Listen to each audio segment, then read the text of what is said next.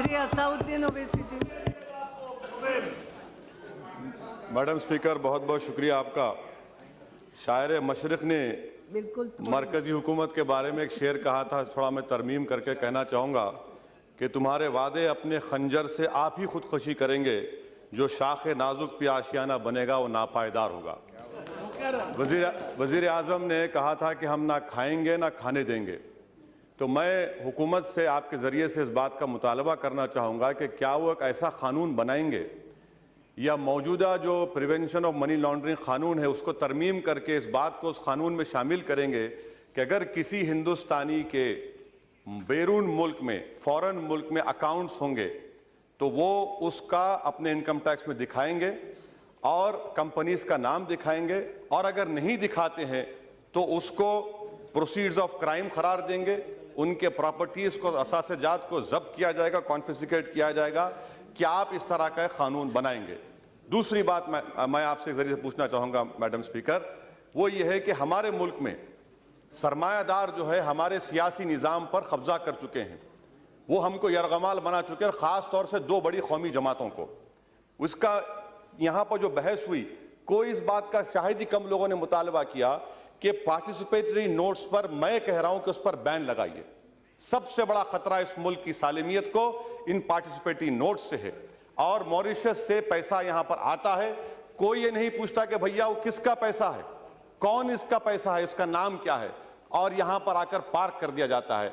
आज हम जानते हैं कि इराक में एक बगदादी बैठा हुआ है जिसने $80 मिलियन का पैसा कमाया है। अगर वो कंपनी बनाएगा मॉरिशस में और पैसा स्टॉक एक्सचेंज में डालेगा, हमारा स्टॉक एक्सचेंज को भी खराब तबाह कर सकते हैं, मुल्क में दहशतगर्दी का भी पैसा आएगा। तो फिर क्या आप पर जिम्मेदारी आयद नहीं होती कि आप मुल्क की सालिमियत को और मुल्क को जो खतरा है दहशतगर्दों से, उनको बचाने के लिए मुतालबा करता हूं कि पार्टिसिपेटरी नोट्स पर बैन लगाइए और जो कंपनीज और ट्रस्ट इन्वेस्ट करते हैं उनका नाम मालूम करवाइए।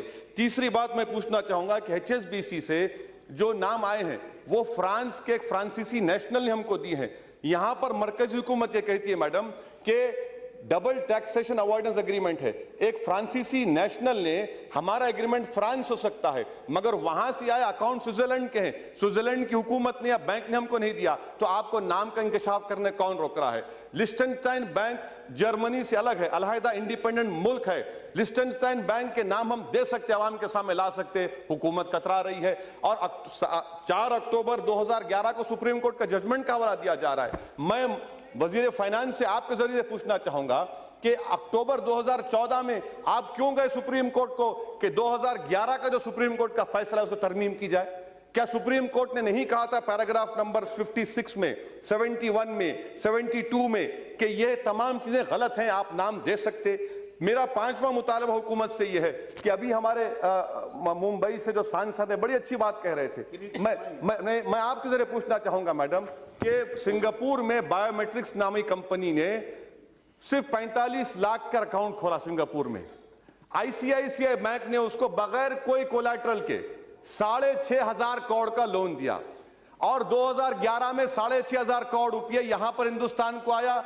किस कंपनी में गया? जो KG D6 में हमारी गैस तलाश कर रही है। वहां से सिंगापुर के हाई कमीशन लेटर लिखा 2011 में कि मालूम करिए इतना बड़ा पैसा आ रहा है। क्या यह हुकूमत जो वादा करती है, ऐलान करती है कि हम ना खाएंगे ना खाने देंगे, क्या वो गोदावरी में KG D6 में जिन्होंने पैसा खाया, मुल्क का पैसा है, क्या उनके खिलाफ एक्शन लेंगे आप? मैडम, अगर मैं गाड़ी के लिए लोन अप्लाई करता हूं तो ICICI बैंक मुझे लोन नहीं देता, उसके पास ना कोई ऑफिस, ना कोई कोलैटरल, ना कोई इक्विटी, 6,500 करोड़ का लोन दे दिया गया।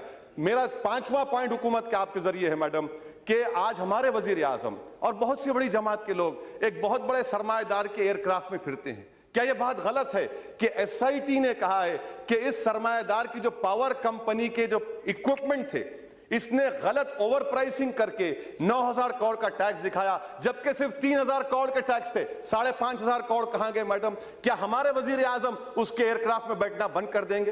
क्या हमारे बरबसरे जमात के लोग उसको दूर कर देंगे? अगर आप ऐसा कर सकते हैं तो जरूर करिए। मैं आपके जरिए से पूछना हो गया। वजीर आज़म पढ़ने के रास्तों पर। मैडम देखिए मेरी बात, निशिकांत दुबे उस ओहदे में नहीं निशिकांत दुबे साहब, मैं अदब से कह रहा हूं मैडम, उनके जरिए से मैं फकीर आदमी हूं, मैं खलंदर हूं, मैं रोड पे चलने वाला हूं, आप हवाई जहाज में उड़ने वाले हैं भाई, उड़िए, हम कहाँ हैं मैडम। मैं अपनी बात को खत्म कर रहा हूं मैडम। ये दो अहम मिसालें आपके सामने दे रहा हूं, KG-D6 का और ये पावर कंपनी का। ये आपके लिए चैलेंज है। अक़वाम मुत्तहिदा के यूनाइटेड नेशन का जो कन्वेंशन है, आर्टिकल 14, 23, 40, 46, 52, क्या आप इसको शामिल करेंगे? ये आप मुल्क को गलत बावर करा रहे हैं। आखिरी बात मैडम, हमारे हिमाचल प्रदेश के रुकने पार्लियामान ने कल कहा था करप्शन के बारे में। मैं उनसे पूछना चाह रहा हूं, भैया IPL का क्या है? IPL क्या है? ये IPL क्या है? ब्लैक मनी का हिस्सा नहीं है? IPL को क्यों नहीं बर्खास्त करते? सुप्रीम कोर्ट में मुडगल रिपोर्ट आई, मरकजी हुकूमत ने क्या जवाब दिया? कुछ जवाब नहीं दिया।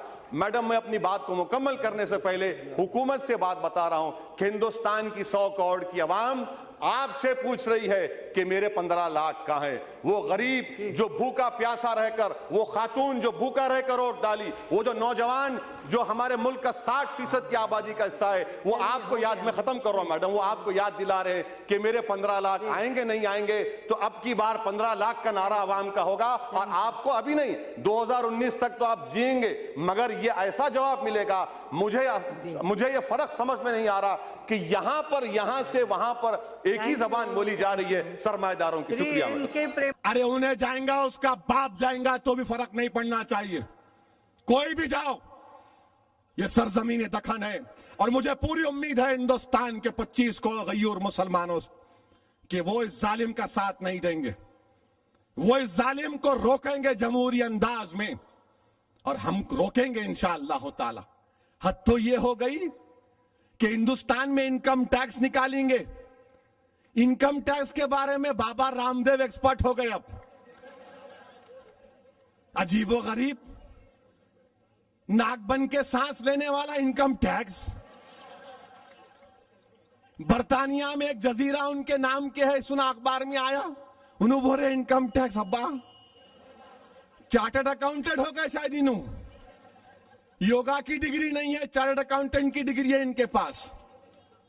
इन्हों और ये मोजी बैठ के बोल रहे, और उन्हें कैसा मोजी, जिसको श्यामा प्रसाद मुखर्जी को श्यामलाल, मोहनदास करमचंद गांधी को मोहनलाल, ये अजीब लाल, कितने लाल है इसके नहीं मालूम। मिनिस्टर एक नया ऐलान कर दिया, अभी सुना रहे थे। हाँ, हमारे प्राइम मिनिस्टर अभी देश से टीवी पर मित्रों तकरीर कर रहे थे। तकरीर करते करते प्राइम मिनिस्टर अचानक बोल दिए कि आज रात में 12 बजे से 500 और 1000 की नोट कदे खत्म। 500 1000 की नोट खत्म। अच्छा, उसकी जगह पे क्या होने वाला? अब नई 500 की नोट आएंगे और नई 2000 की नोट आएंगी। कभी 1000 से परेशानी थी तो 2000 ला लिए। क्या कर रहे प्राइम मिनिस्टर साहब आप? नहीं, ब्लैक मनी खत्म करना है। प्राइम मिनिस्टर साहब, बड़ी इज्जत के साथ बोल रहा हूं, आप तो बोले थे ना खाऊंगा ना खाने दूंगा। तो विजय मलिया 9000 करोड़ खा के डकार लेके लंदन भाग गया। ललित मोदी 16000 करोड़ खा के लंदन भाग गया। मिस्टर प्राइम मिनिस्टर, उनको पकड़ के कौन लाएगा? आज रात से 500 1000 गायब करते, कल से 2000। अरे क्या हो रहा है इस मुल्क में? खाने को खाना नहीं है, कीमती आसमान को चोरी। हिंदुस्तान के वजीर आजम के चाहने वालों ने, एक स्वामी जी ने कहा था, मोदी का प्राइम मिनिस्टर बनते ही डॉलर 35 रुपये हो जाएगा। 35 रुपये जाके 70 रुपये हो गया स्वामी जी।